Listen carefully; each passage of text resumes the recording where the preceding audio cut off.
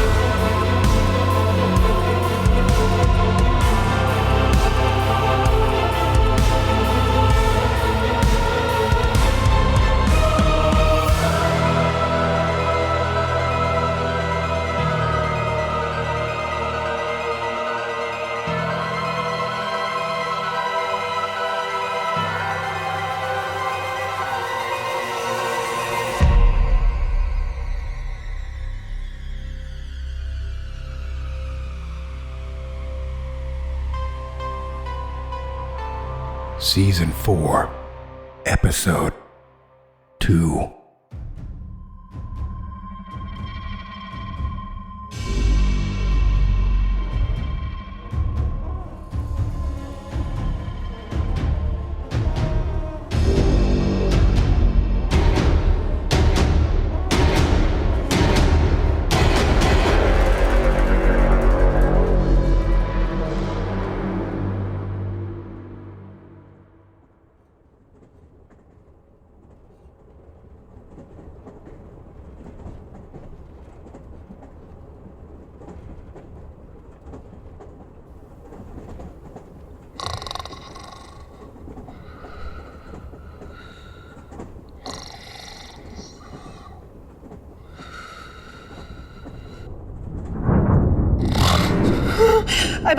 I'm up, Captain, I'm up. Jesus. Oh.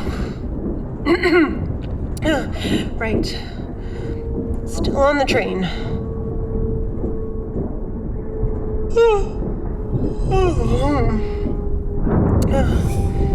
What time is it?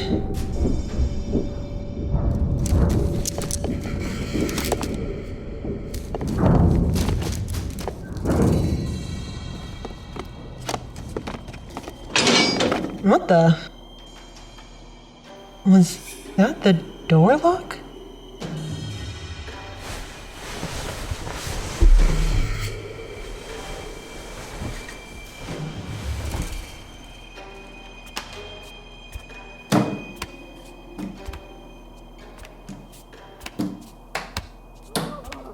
What the fuck is that? Fucking tell me what that was! What were those things?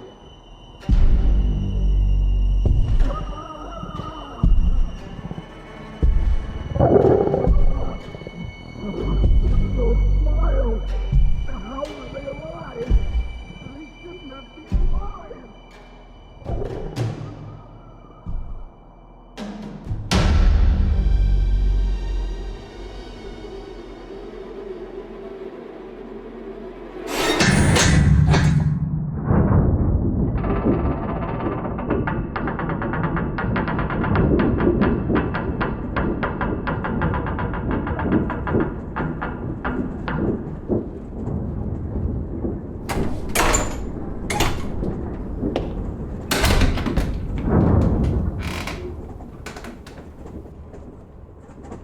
Zukk?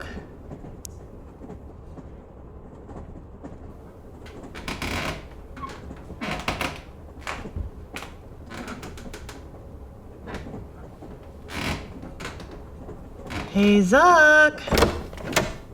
Imani, did you hear that? Yeah.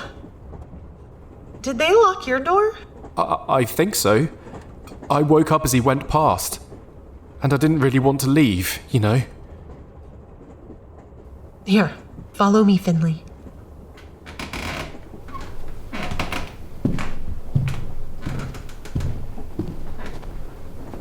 Where are we going? I did some walking around earlier. I think I know where his room is.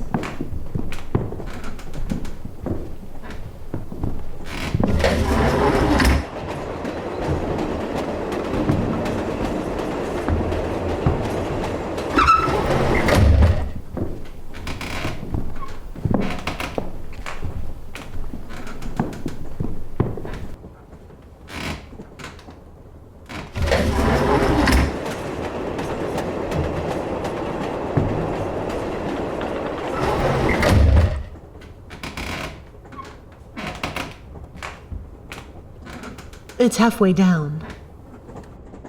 Do you see anyone? No. No horns, no mask. I think our attendants have moved on.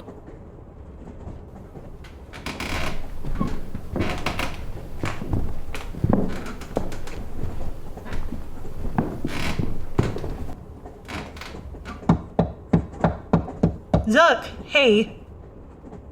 You alright? Zukk?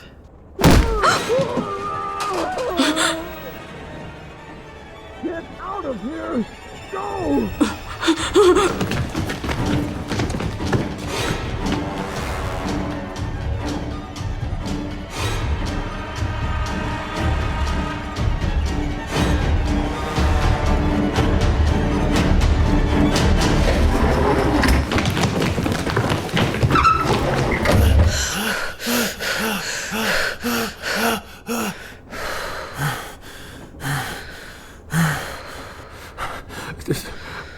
We're back at the lounge car. How? I thought it was the other way. It happened when I was walking around earlier, too. I think the train cars move somehow as you go through the doors. That's not possible.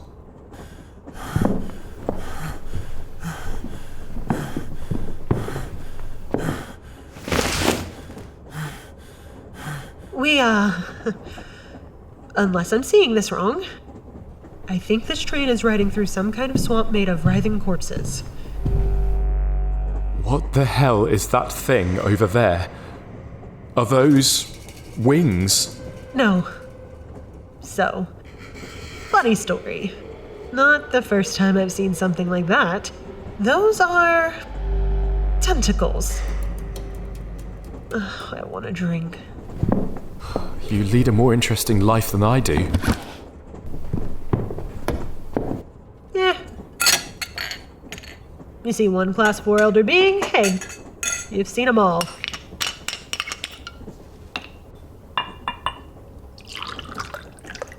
Your battle group never saw anything like that? Okay, battle group. What's that? Well, are you going to start yelling at me again that I'm freaking you out? I will try not to freak out. Again. Okay. Here.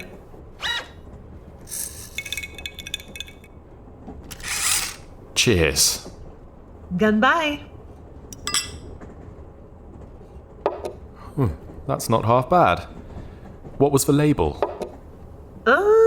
A guy getting flayed alive? It's a whiskey. That's all I know.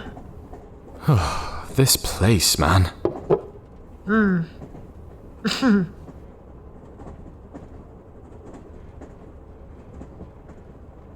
Are you still looking at the tentacle guy out the window?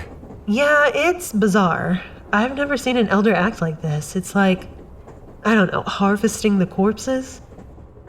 I mean, to be fair, usually when I see these things in the field, I'm actively trying to destroy them.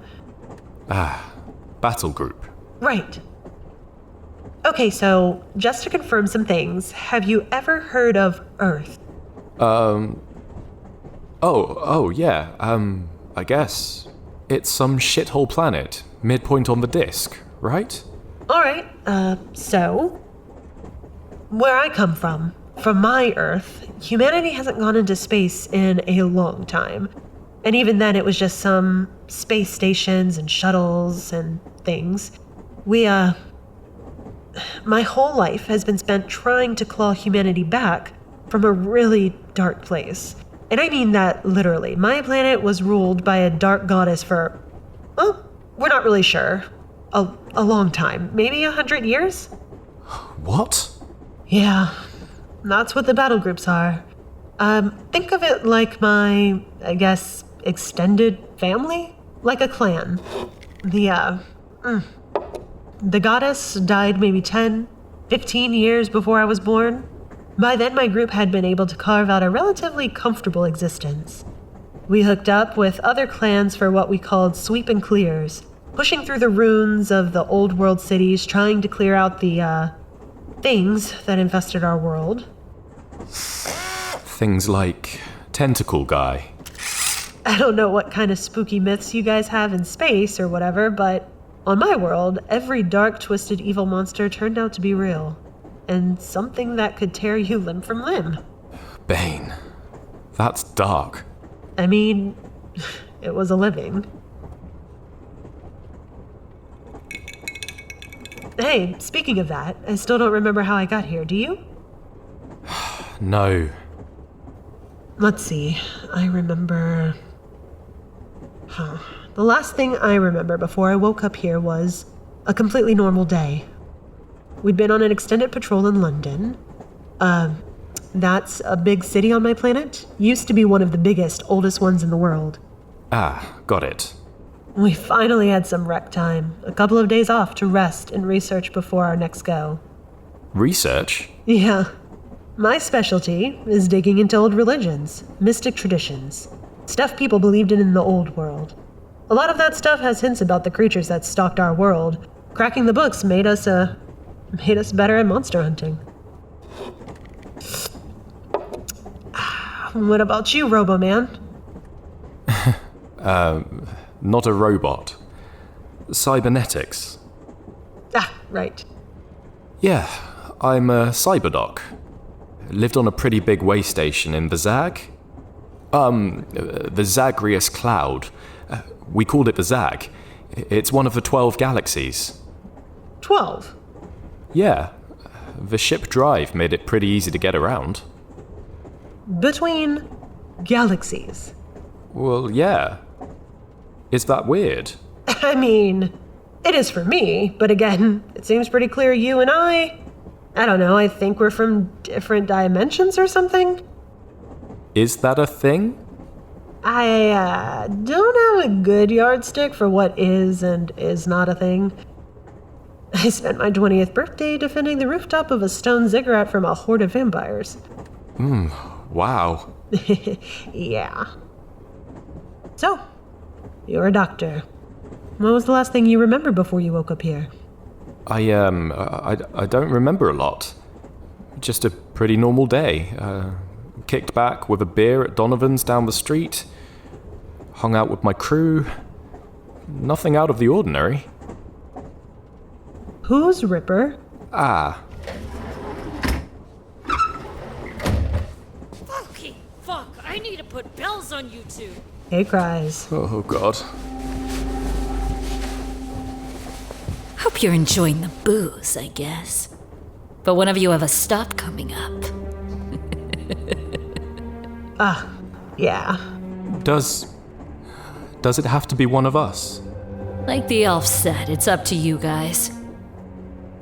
I can go grab the fish and toss him out onto the platform if you want. No. No. Findley, we can't make him go again. Come on, it's one of our turns. I can't. I don't think I can do it. You heard him. He was a soldier, Imani, a hard boy, and he was still fucking screaming his head off. I'm just... me. I can't. All right. I'll take this one. Oh, Bane. Imani, I can't...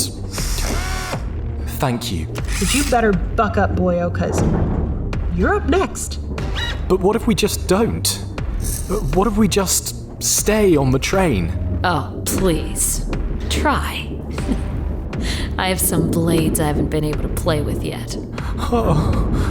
Nah, I'll go. But next time it's you. All right, gorgeous.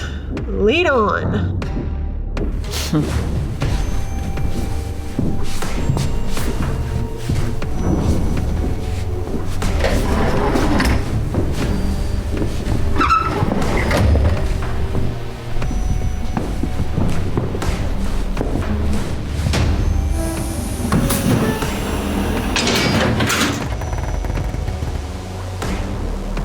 2 doors, huh?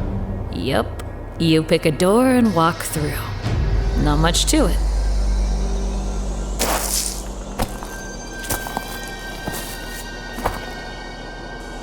Why? Huh? Why do we pick a door? Why do I have to choose between Smile and Sunday afternoon? You pick a door because I have a razor-sharp knife I want to put in your organs. That's why. I know. You're terrifying. But you can't just tell me why you're doing this? Kidnapping us to ride around on a train and pick doors and then die? It all seems so complicated. No. Okay then. I pick, I guess, Smile, if that matters. Matters to someone, not me.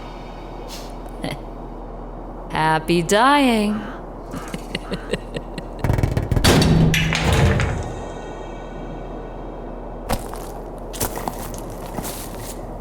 Just a moment in time. It's just a moment in time. Just a moment in time. Moment in time. Moment in time.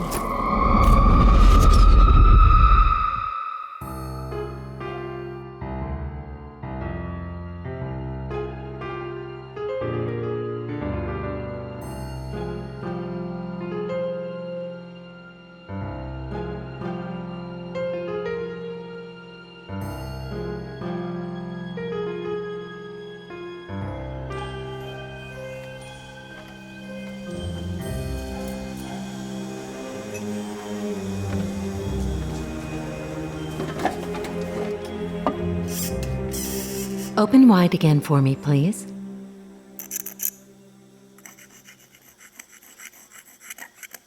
Smile. That's what my father had always told me. A smile to greet the day, and your blues would fly away. There were, of course, several caveats to this apparently easy happiness. The best grades had come first, graduating top of my class, then college, obtaining my dentistry degree, a top-paying job. His demands never seemed to end. That's why I was working yet another evening shift. Your own practice, my dad had insisted. Then you've made it. You can sit back and smile. Bolton, the young man in my chair, had little to smile about. He'd arrived at our small practice for an emergency appointment, complaining of a deep ache on 17, a molar at the rear of the upper right jaw. He had a beauty of an abscessed tooth. His pink gum was swollen into an angry red grape. I plucked my mirror and scaler from between his teeth and sat back, encouraging him to rinse out the remains of my probing and spit the blood and tartar fragments into a vacuum tube.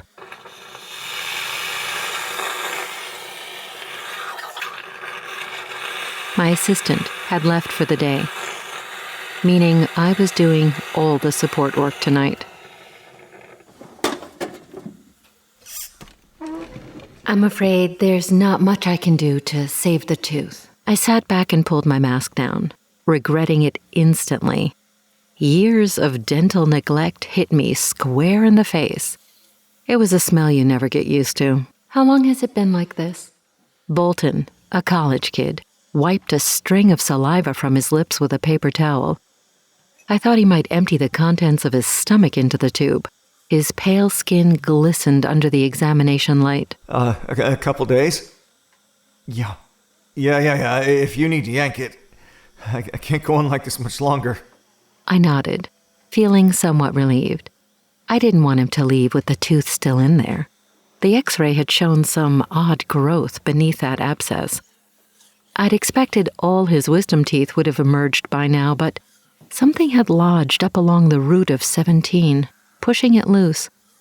Pulling the tooth would give the secondary molar a little breathing room and relieve the pressure. At least he was keen for the extraction.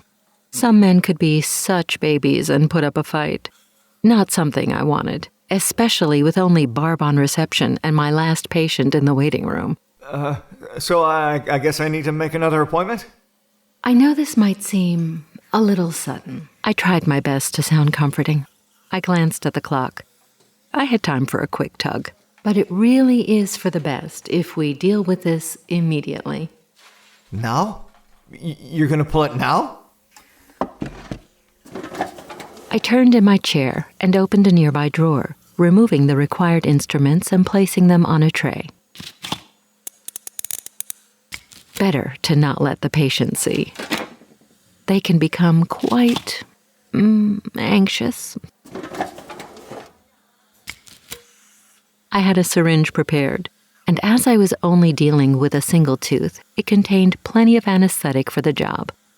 I replaced my mask and returned to my patient, trying to keep the instrument below his eyeline, just like they taught us at dental school. My dad would be proud. What are you doing? I need to numb you up.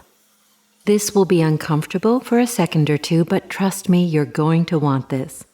It will all be over in a few minutes, and you can start to heal. If I leave it... I leaned in and held his jaw. My voice lowered as I slowly brought the tip of the glistening needle closer to his swollen gum. I didn't want to pop the abscess and flood his mouth with a mix of blood, pus, and bacteria.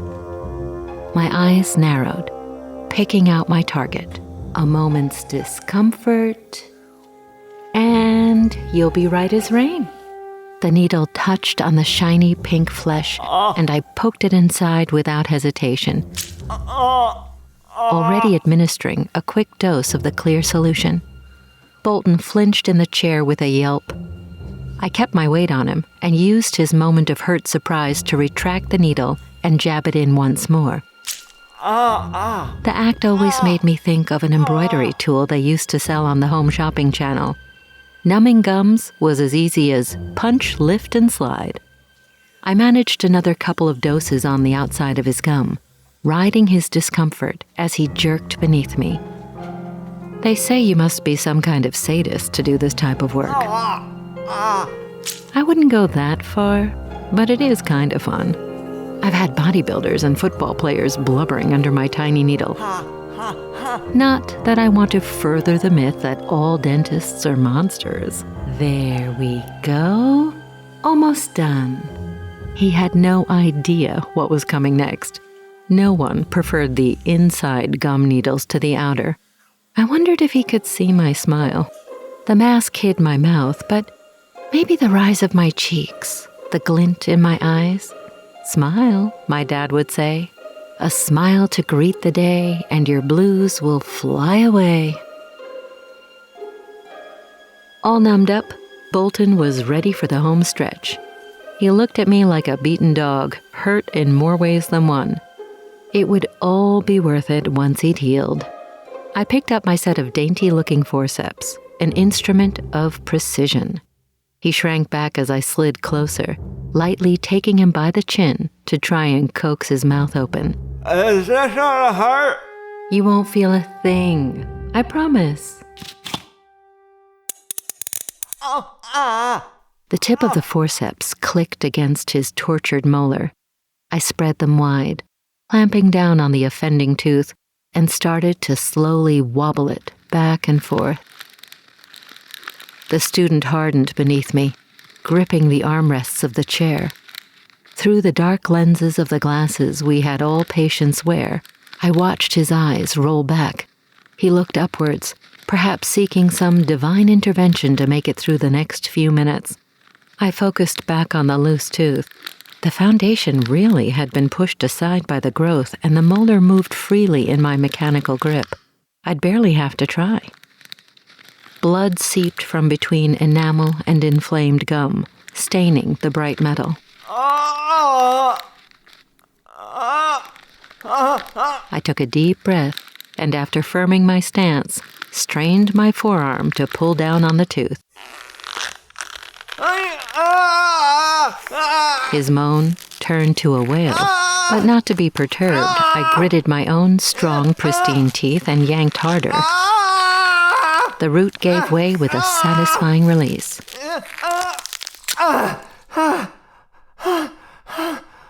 It never got old. There we are. I inserted the suction tube into his mouth to drain off the blood that poured from the new hole at the back of his mouth. My patient was panting, like he'd been the one doing all the work. I gave the pulled tooth a quick glance. Through the blood, I saw the tinge of a yellow ring where the tartar had developed. Other than that, it appeared pretty healthy, no crack or cavities. But the root... I held it closer. The roots were severely damaged, as shown on the X-ray, but I haven't seen anything like this. The dentin held no rot. Instead, it was chipped away and appeared to have tiny bite marks in it. At my workstation to the side, I dropped the tooth into the bin used for biological waste. It had the company of 3 other molars pulled early in the day, as well as blood-stained paper towels and used needles. The forceps I replaced on my tray. I quickly loaded a prepared gauze pad onto the patient's gum. Bite down. It will help with the bleeding. It feels weird, like it's moving. I pressed back his upper lip to examine the extraction site. Patients often experienced odd sensations. After all, they'd had a tooth sitting there for decades. Now they had a gaping, bleeding hole still awash with anesthetic. I moved the gauze aside. Amid the dark blood oozing from the flesh of his gums, something small poked from the messy crater. I thought I'd missed a shard of tooth, as the protrusion was the same sallow color of the tartar that had grown on the troublesome molar. Hold there just a moment. I plucked out the gauze and twisted my small body to reach the tray. I selected a small set of pincers and returned straight back to his gore-filled mouth. A quick circle with the suction tube removed most of it.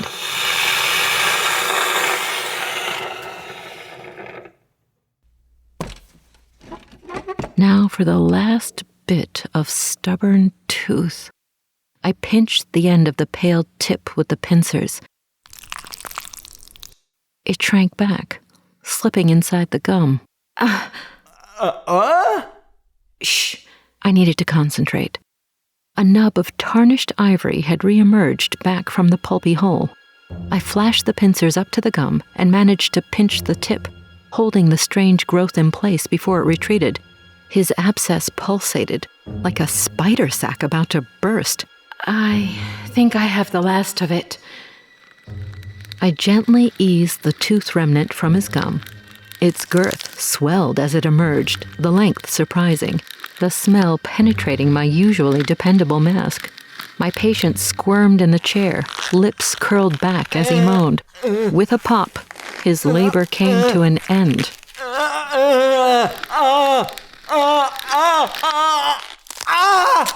Jesus Christ! I held the odd lump by the tips of the narrow pincers. The shape of a teardrop, the thing resembled a fattened maggot. Its shiny, wan skin seemed to ripple with movement just below the thin surface. What the hell was this? An oral parasite? A gush of blood erupted from Bolton's mouth. The removal of the The thing had caused further trauma to the extraction site.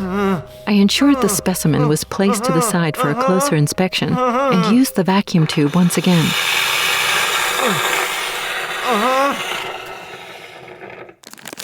Another gauze pad took seconds to prepare. A further close inspection under the powerful light. Bolton probably wouldn't need stitches. Lucky considering. Bite down. Your tooth had been like this for a couple of days? I had never seen anything like the small larvae I'd plucked from the young man's gum. I remembered the marks on his roots, like they'd been gnawed on. This had never come up at dental school. I pulled down my mask. Had you eaten anything out of the ordinary before then, or visited anywhere a little out of the ordinary? No, nothing. I spent the week in the campus lab as usual. What do you study? Anything to do with... I turned back to my workstation, keen for a closer look at our new friend. The pincers lay open. Empty. Anything to do with parasites? My eyes narrowed as I scanned the length of the workstation. If not for a small dab of blood on the white acrylic, I could have hallucinated the pulsating nightmare. I checked the floor in case it had rolled or, God forbid, crawled off the side. I imagined it moving with the peristaltic squirm of a caterpillar, leaving a trail of blood and stinking plaque down my cabinets. I suppressed a shiver. Why are you out? What is it? Bolton straightened in the chair and pulled off the sunglasses he'd worn and squinted in the sudden burst of light. Please, try and relax. I'll get you something for the pain. Ready for the anesthetic wearing off? I was sure he'd be in a world of hurt once that happened. He'd had more than just a simple extraction. That thing would have taken up considerable room under the gum. The abscess had formed to relieve the pressure. Why you want to know about parasites? What's wrong? What's that noise? Please, rest for a few minutes. Having a tooth removed can be disorientating. There's no need to... I followed Bolton's terrified gaze, slowly turning towards the quiet sounds. They came from the biowaste bin. What the fuck is that? And now, a message from this show's sponsors. By listening to these ads, you support our sponsors. And by supporting the sponsors, you support the Grey Rooms. Thank you. Thanks again for listening to those ads and supporting the show. Now back to the episode.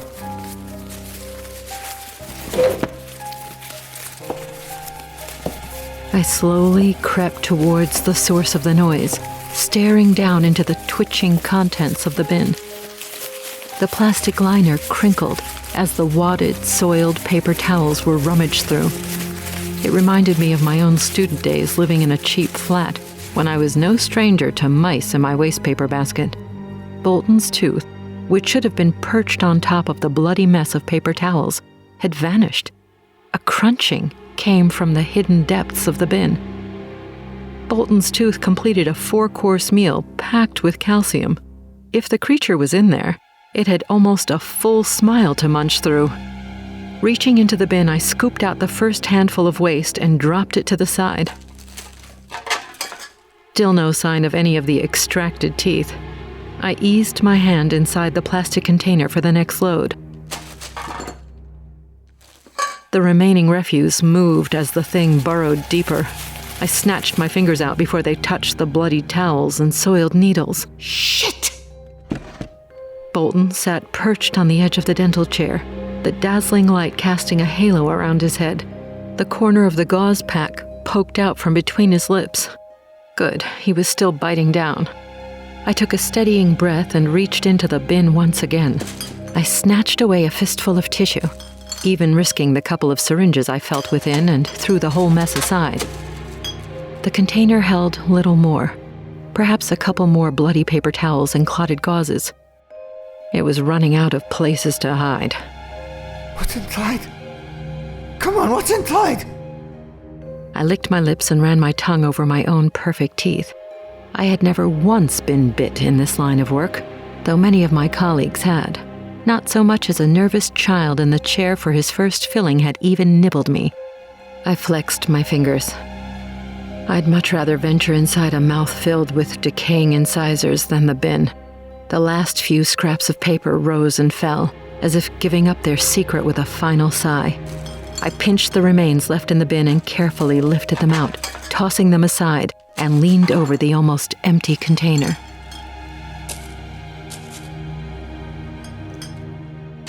What's in there?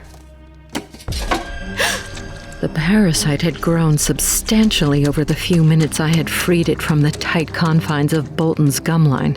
The creature had swelled to 3 times its size, perhaps more. It had gorged on the extracted molars and lay fat and content at the bottom of the bin. My God. I watched the thing throb. Its skin had stretched to translucency, and beneath, small specks fluttered and coiled. They moved like flakes trapped in a snow globe, drifting through the clear and slimy innards of the creature. Vile! I peered in for a closer look, transfixed on the maggot-like head of the thing. Within the limpid funnel, tiny black jaws opened and closed. I blinked, caught off guard as the beast popped. The quivering blob of jelly with the gelatinous contents suddenly ceased to exist. Shreds of thin skin and the stinking juice of the parasite splashed the sides of the bin, and a moist gust swept up into my face. I tasted it as it entered my open mouth, as if kissing someone with severe gingivitis. I jerked my head up. What is it?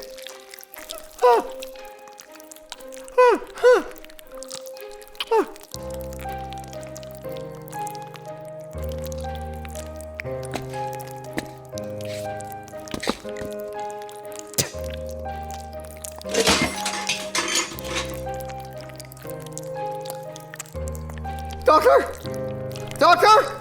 I had plunged enough needles into gums during my short career, but by God, I'd never put my patients through such agony. My mouth had become a pincushion. Numerous sharp points, ruthless, poked and prodded around my teeth. I screamed as several penetrated the firm pink flesh. Bolton, still biting down on the pack of gauze, inched further into the open doorway. The commotion had yet to draw the attention of Esther on reception. She was used to screams of agony leaking out of my doorway. You want me to go get somebody? I didn't know what I wanted him to do. Pain had clouded every thought, the assault on in my mouth increasing, each point worming deep inside my firm gums. I bent over the low mirror affixed to the chair and cast a harsh grin at my reflection, staring at the undulations around my teeth, the miniature swarm already going to work on my roots. Their furious activity formed a low vibration deep in my mouth. Instead of piranhas stripping flesh from the bone, these monsters were stripping bone from within the flesh. Abscesses had started to form as they fed and swelled. Dizzy, I fell to the floor, unable to relax my rictus smile. The pressure worked against my muscles, the fleshy lumps filling the crevices of my mouth to bursting.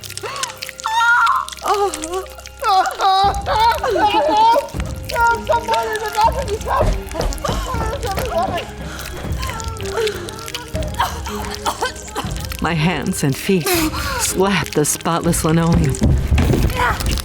From the building pressure, I knew no one could help. My jawbone creaked as my mouth was forced wider and wider as the parasites ate their fill. My faultless roots would be a 5-star delicacy. I squeezed my eyes shut. The joints in my face stretched to their limits.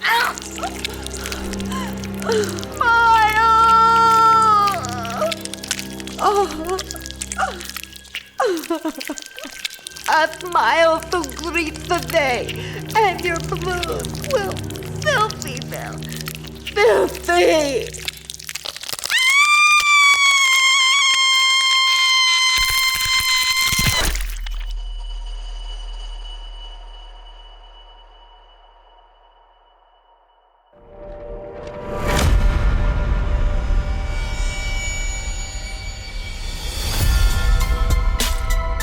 Smile. Written by D.I. Russell, with performances by Christa Lewis as the dentist and Graham Rowat as Bolton. In This Together, written by Michael Zenke, featuring performances by Danyelle Ellet as Imani, Jeff Clement as Zukk, Jack Carmichael as Findley, and Tanja Melojevic as Kryze. Musical composition was by J.M. Scherf. Episode artwork, web development, and creative direction by Cassie Petit. Patreon management by Brooks Bigley. Videography by Hale Scherf. Community management is by Tori Miller. And audio engineering and sound design was by me, Jason Wilson. Well, there you have it. Episode 2 of what's turning out to be an epic new adventure. As Season 4 continues, we promise we're going to have a few more announcements coming for you very soon. Changes that are going to affect your experience, patrons. Make it a bit better for you.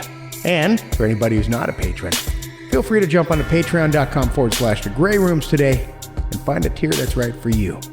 We just had some fun last night watching a movie together, and it was a really good experience. And if it's not something that you have yet had the opportunity to enjoy, I would say jump on over there. You're missing out. Speaking of our patrons, we would also like to take the time to thank them. Our patrons, once again, keep this show rolling.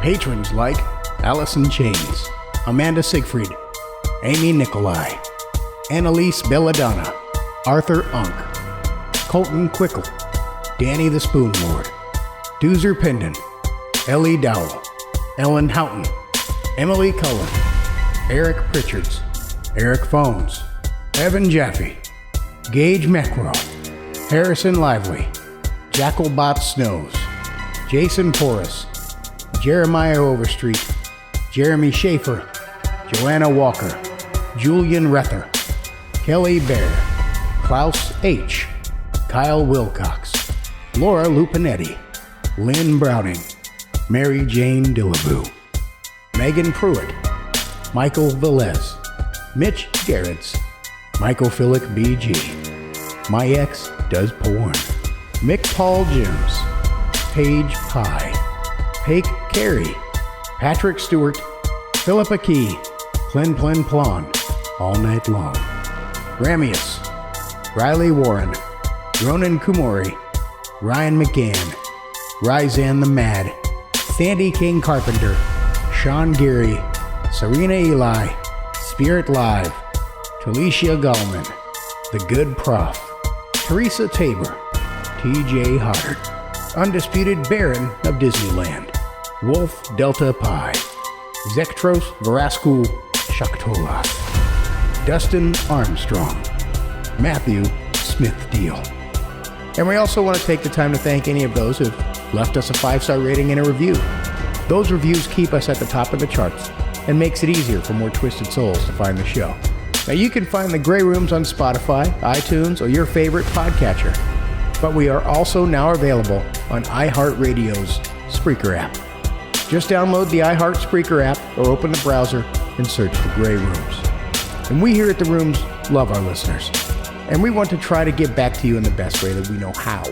We have a lot of fun things to show you, and we always hope that you like the experience. You can find out more by joining us on social media. You can find us on Instagram, YouTube, Reddit, Twitter, and of course, Facebook. And we took your advice there and extended an olive branch to all of the tortured souls who have passed through the rooms.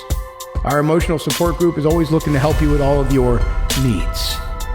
And let us not forget about our merch store. It's full of epic designs and logos for you to sport, showing the world you are a survivor of these very rooms. All of this can be found in the show notes or on our website at thegrayrooms.com. And last but not least, the Discord channel. Remember I mentioned that we had watched a movie? Yeah.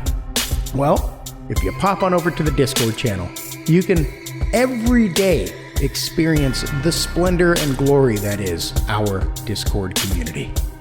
Not only did we watch a movie, we enjoy playing games with each other. And I don't just mean random Discord-only games. We play physical video games with each other, have conversations, chit-chat until the sun goes up and comes down again. It's a glorious time. And there's a little something for everybody over there. So even if a little part of you is like, I'm not too keen on having a chit-chat conversation with those in Discord or anywhere for that matter, fine, that's great. But do yourself a solid. Stop by the Discord and just give it a look. This community is welcoming, warm, and full of understanding. They will make you comfortable, I promise. And feel free to stop on by Patreon and join us. Help support the show and get those perks that come with being a patron, including movie nights, which again was an absolute blast. We saw a movie last night I had never seen before. It was suggested by our patrons, and it was worth every minute of my life. And again, the after movie banter is always wonderful. If you get the opportunity, please stop on by and check it out. Truly, you're missing out if you're not there. So there you have it. Episode 2, finally in your ear holes. We have a lot left to do for you. We have a Bane story coming out here shortly for our patrons. And this season, as you can tell, is massive. So there's a lot of work still to be done. So we're going to get back to that so we can keep delivering audio horror fiction at 5-star quality for you. Thanks again for tuning in, and thank you for supporting the Grey Rooms. We truly hope to continue to do this for you for as long as possible. So, thanks again, and we will see you next week.